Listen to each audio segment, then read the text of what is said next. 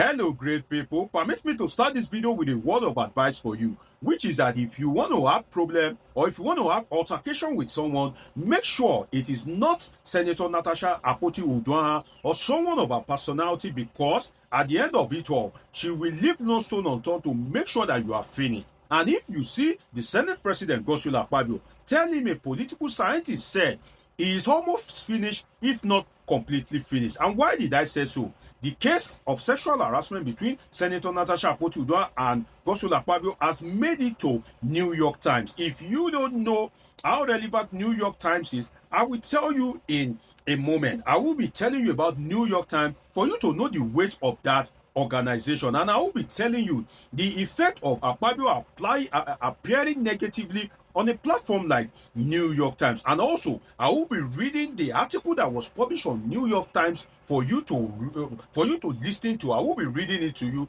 Then you will know that a lot has been done to the reputation. A lot of damage has been done to the reputation of Senate President Godswill Akpabio. And that article also features President Bola Ahmed Tinubu, who was listed as as a close ally of Senate President Godswill Akpabio. This is one article that you should not miss. But first, let me tell you about New York Times and the weight of New York Times within the American system.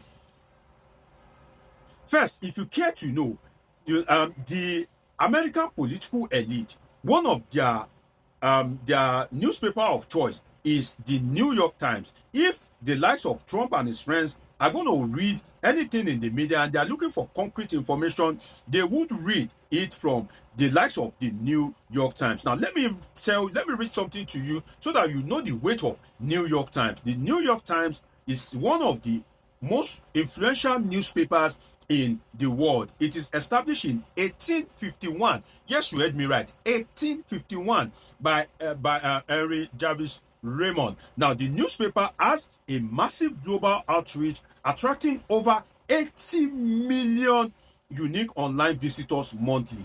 80 million unique online visitors monthly, and boasting more than 10 million paid digital subscribers. That means that people are paying New York Times to read their article. People are not reading it for free. And not one, not two, not 100, not 1,000, 10 million people are paying to read the articles that are published on New York Times. So that means that this article that I will read to you in a moment, that means that it has reached no less than, should we say, about over 100 million people across the world, in different countries, in different continents, and most of them are the influential people. Most of them are who is who in the United States, in the European Union, and across the world. Now, let me read to you about New York Times again. It said, though print circulation has declined over the years, it still delivered hundreds of thousands of copies in the United States. The Times is read worldwide and employed journalists in dozens of countries,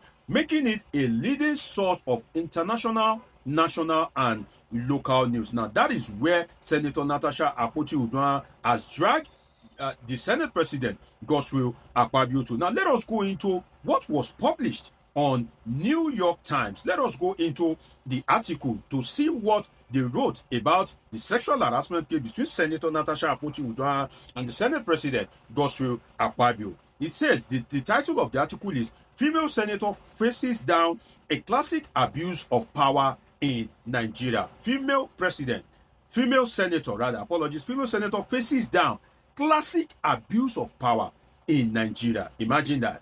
Now, the article reads as follows. Senator Natasha Akpoti-Uduaghan said Nigeria's third most powerful politician punished her for not heeding his advances, but that she wouldn't be stopped. When Nigeria's third most powerful politician was accused of sexual harassment on national television this year, a fierce backlash ensued against his accuser. Natasha Akpoti-Uduaghan was one of the four women in Nigeria's 109-seat Senate. Was suspended for 6 months without pay in February. She said the suspension was punishment for speaking out against Godswill Akpabio, the Senate President of the Nigerian Senate. Then, angry voters in her constituency in central Nigeria began campaigning to have her removed. The ordeal has highlighted that women in Nigeria say is the sexism faced by female politicians in their country and the risk of speaking out in a nation where few women hold political power. Nigeria is Africa's most populous nation and sub-Saharan Africa's second largest economy, but it has the lowest representation of women in parliament on the continent. It ranks in the bottom 5 globally. Through a written response sent by a lawyer, Mr. Akpabio denied Mrs. Akpoti-Uduaghan's accusations and he declared an interview request citing continuing legal proceedings. That means that New York Times reached out to Godswill Akpabio, but he declined to give a response. Now, I continue the reading of what was published in New York Times that was read all over the world as regards the sexual harassment between Senator Natasha Akpoti-Uduaghan and the Senate President Godswill Akpabio. It is a first at that level in Nigeria. Obieze Kwesili, a former Nigerian Minister of Education, said of the accusation against such a high-ranking official.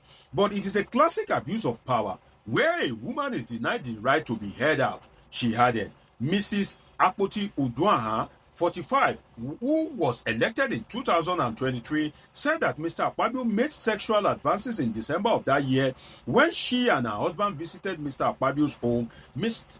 Akpabio squeezed her hand and told her, "I will make an opportunity for us to come here and have a good moment," she said. Mrs. Akpoti-Uduaghan said that Mr. Akpabio later invited her to a hotel and made lewd remarks in the Senate building, including, "You can enjoy a lot of benefits if you make me happy."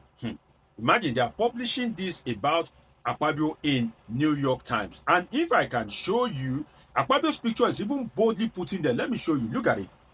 Look at what I'm reading to you. Akpabio's picture is even shown there boldly. Now, in an interview with the New York Times, Mrs. Akpoti-Uduaghan said she kept rejecting the advances but did not talk about them or file a legal complaint. The moment you speak out on sexual harassment, you are guilty, she said.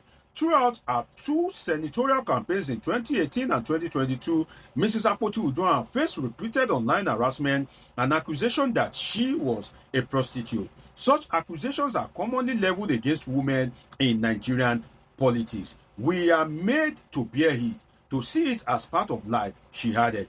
Mrs. Akpoti-Uduaghan said that last year she began avoiding the Senate cafeteria and other areas of the building where she might run into Mr. Akpabio just to escape his sexual advances. In February, Mrs. Akpoti-Uduaghan said that her seat has been moved to a remote corner of the Senate without her consent and that she was not told why. She came out with accusation against Mr. Akpabio on Nigerian television later that month. Days after she went public, the Senate Ethics Committee suspended Mrs. Akpoti-Uduaghan for 6 months, accusing her of unruly behavior during a dispute over a sitting arrangement. It also dismissed a sexual harassment petition she filed against Mr. Akpabio, citing a rule that prohibits victims from filing their own complaint. The petition must be filed by someone else on the victim's behalf. Since the suspension, Mrs. Akpoti-Uduaghan had received no public support from her three female peers. Mrs. Akpabio's wife has filed a defamation lawsuit.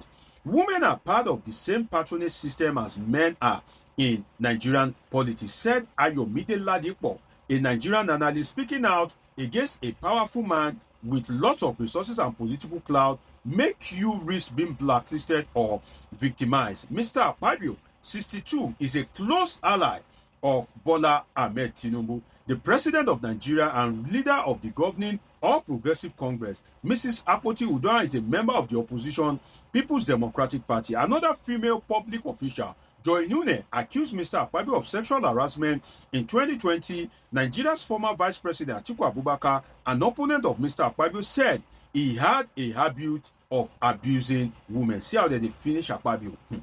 Thousands of supporters rallied on Tuesday when Mrs. Akpoti-Uduaghan made an impromptu visit to her district in Kogi Central.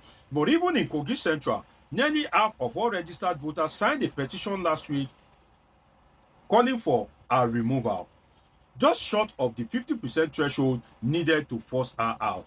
No major political party has ever nominated a woman as a presidential candidate in Nigeria. The share of female lawmakers is under 10%, according to Invictus Africa, a non-profit organization. Other economic powerhouses on the continent have greater representation of women in politics. In Kenya, a quarter of lawmakers are women. That rate reaches 40% in Senegal and nearly 50% in South Africa. Rwanda has the world's largest rate of female lawmakers at 61%. All have implemented quota system in some capacity. Nigeria has not. May make you feel like sitting in the Senate is a privilege.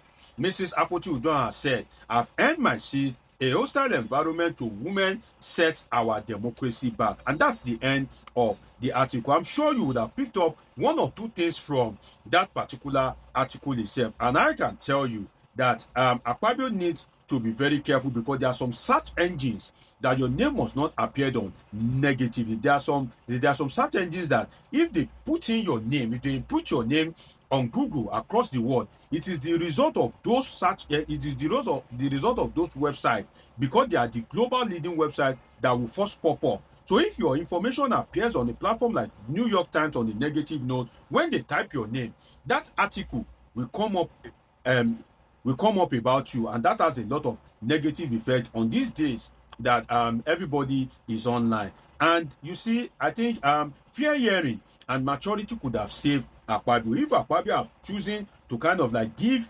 Senator Natasha Akpoti-Uduaghan a chance, perhaps he won't be facing this harassment. Then those supporting Akpabio do not love him. That's what I've seen. Those supporting him do not love the likes of Remi Tinubu, the likes of Senator Ereti Kingibe, the likes of Senator Lujimi, the likes of Senator Neda Imaso and Senator Unweboyi.